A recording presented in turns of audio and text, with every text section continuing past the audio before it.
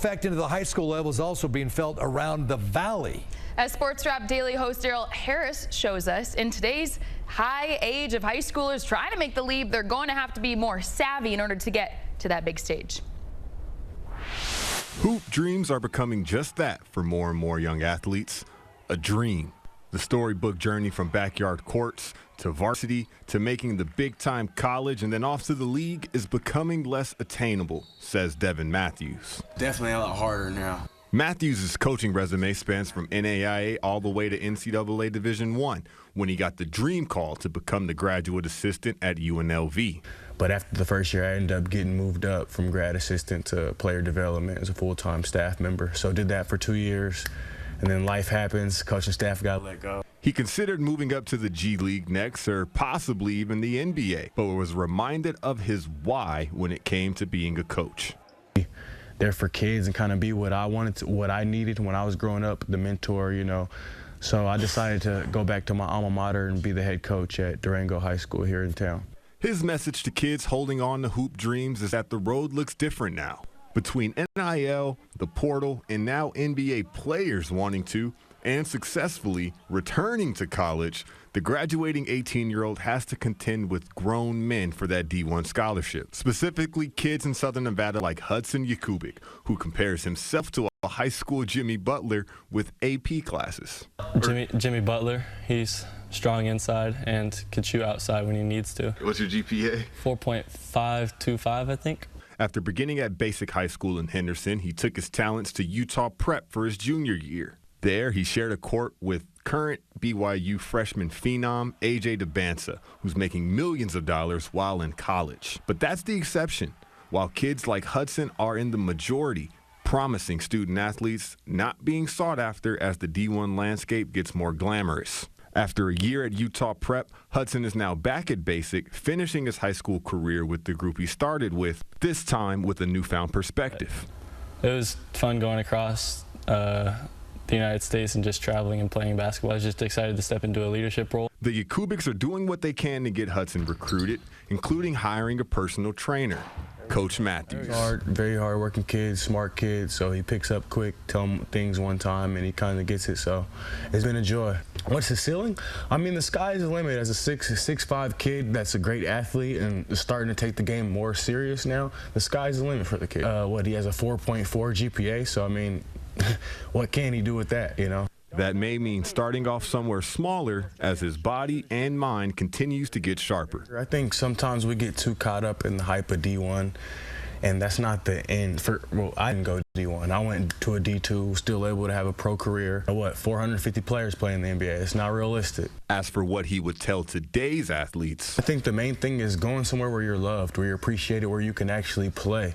Don't just go somewhere to have a jersey to say that you went D1 and all that, because at the end of the day, if you want to keep playing and continue your career, you got to put out film, you got to produce. Which means potentially school hopping and missing out on a typical 4-year college experience. Unless I fall in love with the first program I'm at and there's no reason to leave, then I wouldn't want to leave. But if I have to bounce from school to school to chase the dream, then I would be willing to.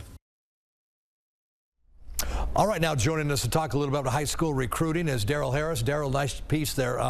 Really, when you think about high school recruiting, the NIL, the transfer portal, it has changed dramatically, even down into the high school level now. Yes, that was the big takeaway from Coach Devin, from Hudson's family, and I even went to number 1 versus 2, Liberty and Gorman, talked to the Liberty head coach.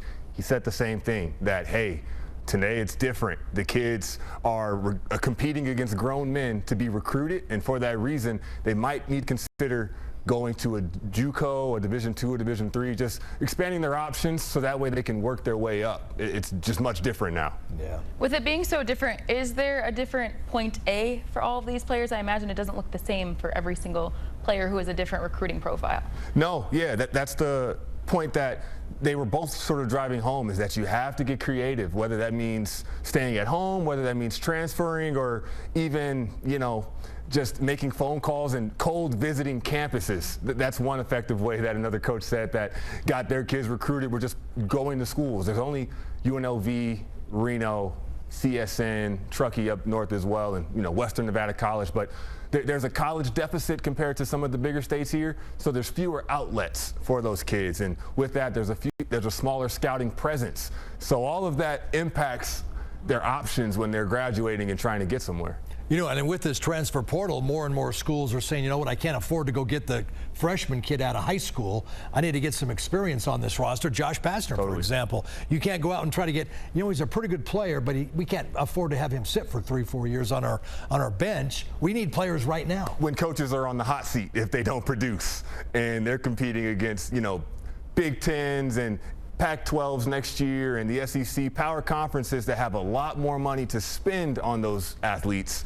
Schools like UNLV, who are working with a smaller, recruiting pool locally and with far less funds, it makes it complicated. It really, really does. But the kids, Coach Maathius was saying, I don't think they're less capable. They just have to go a different path to get there and be more patient. He says there's nothing wrong with Division II. There's nothing wrong with Division III. And if that just gets you a degree, mission accomplished, right? Yep.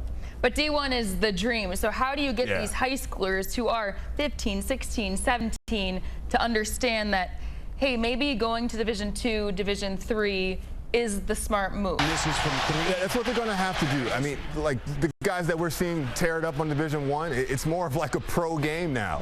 So they just have to realize that Division II is competitive basketball. You will get better, and you won't get better somewhere on the bench. That was the other big point, is that you got to be somewhere you can play. But the guys that we are seeing play and tear it up, they're deserving of being paid the amounts they're being paid. But even for them, they didn't get there in one take. A lot of them are on their second and third schools, and they have to be informed on how to do so. Are you questioning these high school coaches about getting hounded by agents already? Where I want to go talk to this kid, I want to go talk to this kid, you got to go talk to my high school coach. The programs that are excelling right now, the coaches' common denominator are that coach has to be extra aggressive to get them out. It's on the coaches to teach them the game the right way. I asked Hudson, I said, hey, do you feel like your generation's understood? Because it's much different. Everybody says the kids don't do this, they don't do that now. And Hudson's like, well, hey, when I'm trying to get a tape, I have to play a certain way on the court to make my tape look appealing. So it's just completely different. And the other last thing sort of is that these kids, they also missed a year or two of organized play developmentally because of the pandemic. So there's just a lot that is impacting the current climate that they're navigating through, and it's changing. Another year or two of seeing it differently, they'll understand how to go about it for the next classes behind them. All right. Well, Darrell, thank you very much for. We could talk about social media for another hour. Really, that's a whole nother aspect of this thing right here. Thank you very much, Darrell. Well, still ahead on the Subaru of Las Vegas SportsWrap, the Golden Knights returning to the grand stage. We look at the big announcement, seeing them play a game in an 80,000-seat stadium.